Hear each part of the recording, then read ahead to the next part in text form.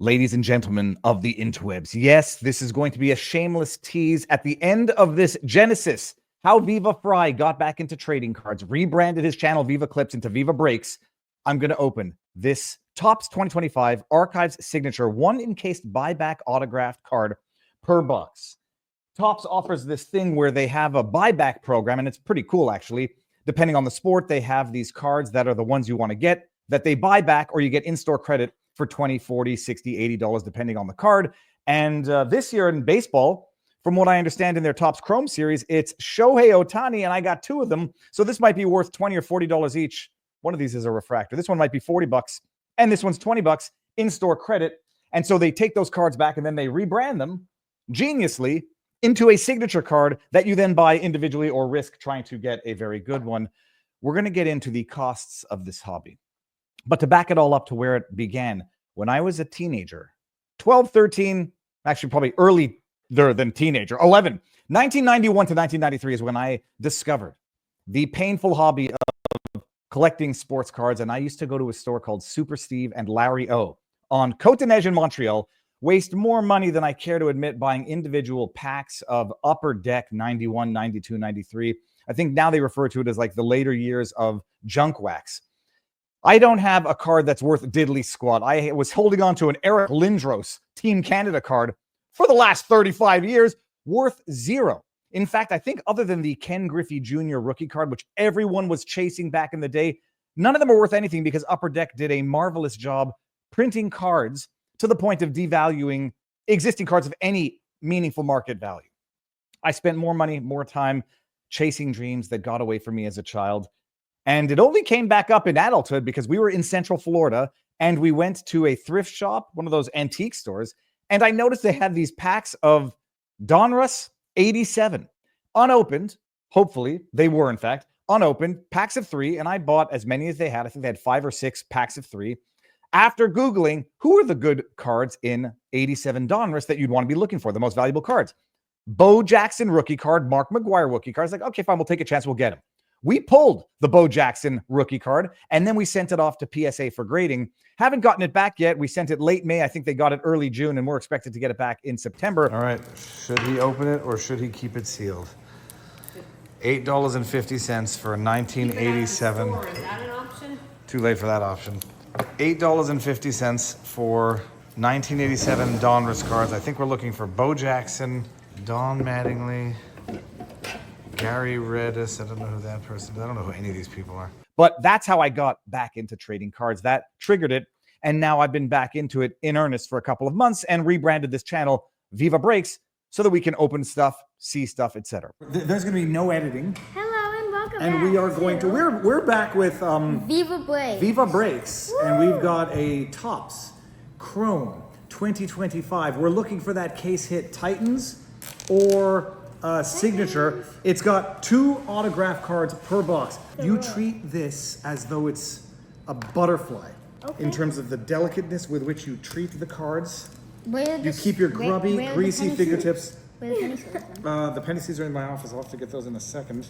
The lesson that I've learned since my childhood: take good care of each and every card regardless. Everything goes into penny sleeves, and some of the good stuff, even if it's not so good stuff, goes into a top loader, because for the extra 30 cents it costs to protect a card properly, it'll last forever. And hopefully in 30 years, my kid will look back at our collection and say, I'm glad Dad, you, hopefully I'm still alive at that time, took proper care of our cards, because some of these otherwise base cards that we didn't know would be worth anything might be worth something later on. Getting into the hobby, however, it's prohibitively expensive. And I had my theory of collecting rookie cards. You never know who's going to amount to a Hall of Famer in respective sports, and hold on to those. What I'm discovering, however, is that this hobby is prohibitively expensive. I don't understand how kids do it. You go to retail stores, Walmart, Target, and you get those retail boxes. Then you can go to the card shops and get hobby boxes, which have guaranteed autographs or guaranteed number cards. And then you can get like Breaker's Delight, which only contain numbered cards, signatures, and they don't have the base cards to clutter up what you're looking for, because at the end of the day, everybody's chasing numbered cards, autographs, and case hits, whatever they call them. They have like one card per case. Oh, wait a second. Case hit of Ellie? Another case hit. Oh, it's another Ellie case hit. What I've discovered is that there's no value to the base cards other than collecting full sets, which are really still not worth very much. So you end up buying these boxes chasing the rarer cards, but the boxes that you get at the retail stores are still ridiculously expensive, like 40, 60 bucks for these cards. And you're just hoping to get a numbered card. And then when you get a numbered card, you're just hoping that it's going to be a very valuable numbered card. And so then what they do is they make these hobby boxes, which contain guarantees, but they cost 300 bucks for a hobby box. And you still go through those, basically disregarding the base cards unless you get the buyback cards, looking for the expensive stuff or the rare stuff, signatures, and then hope that those are worth something. I don't know how kids do it, but that is the sport these days. It costs what it costs. And, you know, you shouldn't get into it if you don't have money to burn, because it's not an investment. This is another thing that I've learned is you're going to get these cards. And the biggest mistake you can make is think like I did when I was a kid. I'm going to hold on to all of these. Just in the passage of time, they're going to be worth something. A, they're going to degrade if you don't properly protect them. And B, that's not how it's going to work for 99% of these cards. So you're going to hold on to something that is going to probably depreciate in value, if it had any in the first place, to zero. All right. The other question is a spiritual one. Is this not normalizing a form of soft gambling for children? Some people think it's hard gambling. I'm on the fence about it because, as you can see behind me, I collect a number of things, fossils as well. And you collect fossils for the love of it. This one's not a particularly... Oh, yeah, there it is. It's a fish on the bottom. This was actually sent to me by a member of our community who knows that I love fossils. You collect fossils, you spend money on them. You hope that someday they might be worth something, but you collect them for the love of looking at them because it's a piece of nature and timelessness, which I guess is not idolatry, because when you're talking about fossils, at the very least, you're looking, if it's called idolatry in any sense, like you're looking at an object and saying this is valuable, at least it's the work of nature, the work of intelligent design. When it comes to baseball cards, it's arguably idolatry. It's arguably soft gambling. You want to collect this stuff, but you are deep down hoping that you're going to hit something that's going to be worth money. And more often than not, it won't be. And if you're going to feel bad after the venture, then you probably shouldn't get into it in the first place. And whether or not you're teaching kids bad lessons, possibly.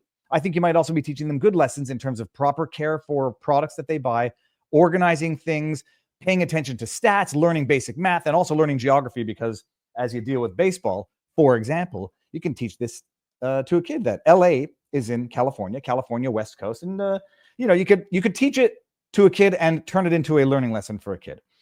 Now, let's get to PSA grading and buying stuff online.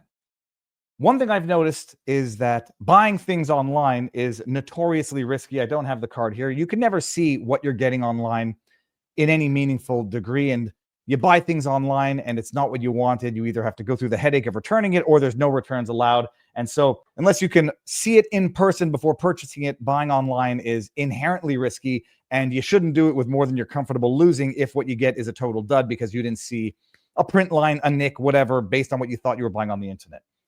That being said, buying things from Topps this year, I've gotten a few breaker boxes or breaker delight boxes, which are only the hits, ridiculously expensive. But once you've achieved enough base cards, you don't want to keep adding clutter. And I got a few of these breaker boxes. What I've noticed, and I've even noticed it looking online, is that a lot of the cards coming out of the Topps UFC breaker boxes or breaker delight this year have like a little bit of peeling laminate on the bottom. And what I've noticed is Topps is exceedingly good at remedying that defect by sending a replacement. You send in the defective card and they'll send you back a replacement. They've been exceedingly good at it.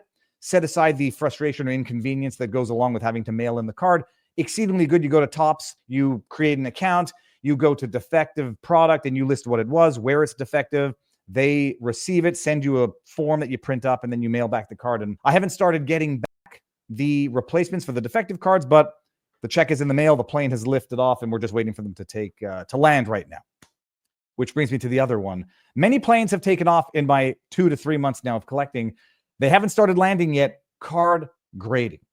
Some people think it's a scam. Other people think it's not. One thing is for certain. I've looked through the various card grading certification companies. I would only go maybe out of ignorance, and I have only gone with PSA, but their wait times are, for the time being, I think they're trying to remedy it, atrocious. Wholly atrocious. It is taking 2 to 3 months to get the cards back. I sent the Bo Jackson. I don't think we sent the Mark McGuire. The Bo Jackson, late May. I think they received it on June 2nd. We're scheduled to get it back by September 18th. Now, part of me wants to be critical. Another part of me, actually, now that I've done some research and sort of gotten back into this hobby, appreciates what goes in to card grading. Where at first, like, okay, just look at the card, give it a grade, send it back. How long can that possibly take? All right. I didn't really fully appreciate, and it's even more true of older cards than the newer cards, which have better security features, to make sure it's not a replica, but a fraudulent remake. A counterfeit is the word I'm looking for. To make sure it's not a counterfeit is one thing. Now that I know that, they actually look with a microscope, like 10x at the corners. They look for centering. They look for print lines. They look for blemishes, fingerprints, whatever.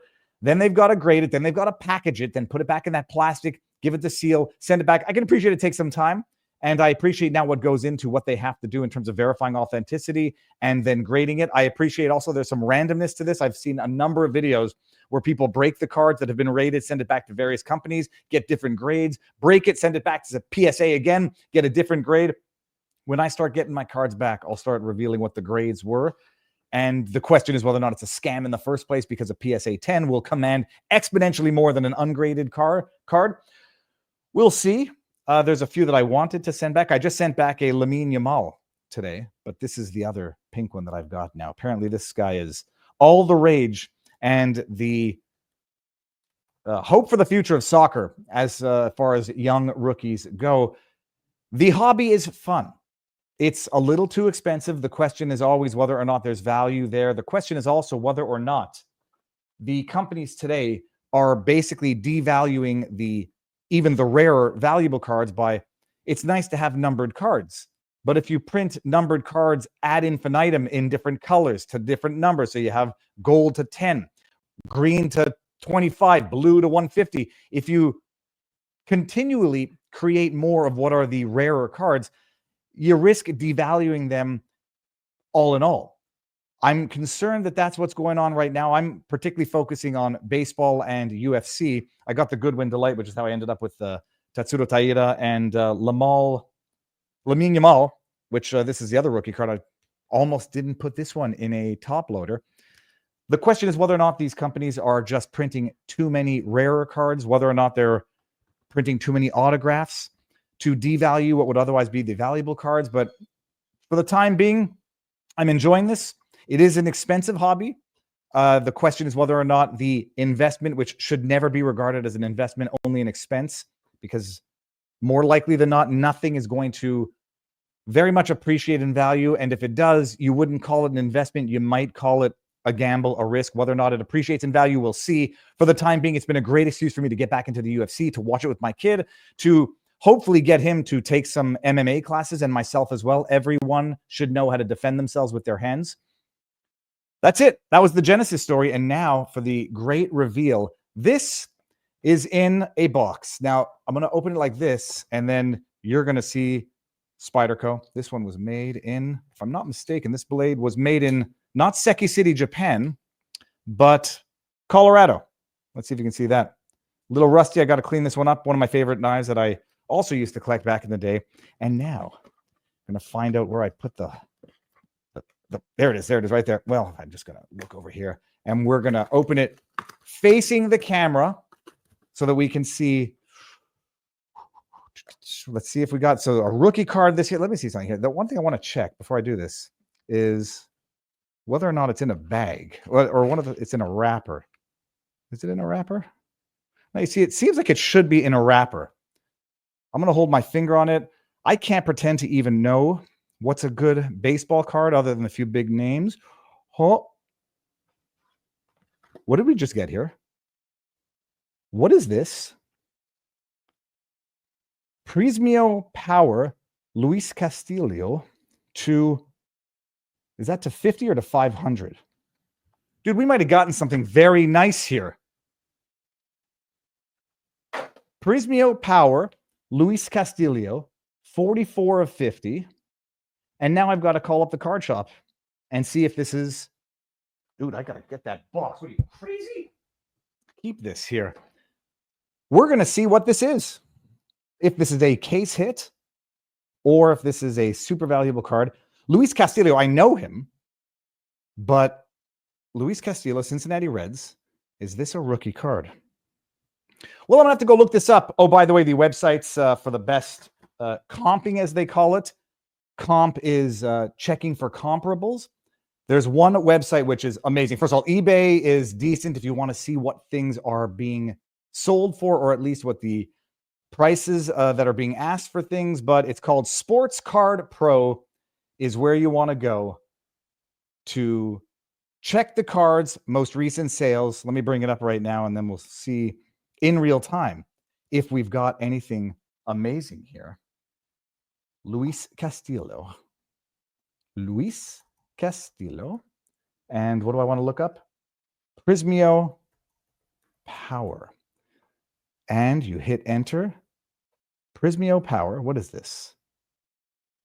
Well, we're not going to find it. Maybe we'll go now to eBay. I'll check on eBay after this video is over, and we'll see. And we'll see if Viva's retiring early. I would say unlikely. And even if I were to retire, I would continue doing exactly this because I love it. This is Viva Breaks. Stay tuned for more stuff. Like, share, subscribe. And I'm going to find a way to revolutionize the card ripping or the card breaking genre to make it much more interesting than simply opening cards. We'll see how we do it. I'm floating some ideas in my head. But meantime, this is where you can find it. And if you want the law stuff, that's still going to be at Viva Fry across all platforms. Peeps, Godspeed, God bless, and see you soon. Booyah. A few moments later. And now that I've looked it up, it's not particularly valuable, at least from what I can tell. And it's Prismic Power, not Prismio Power. That C looks a little bit too much like an O. Prismic Power. Now it makes sense. Or does it?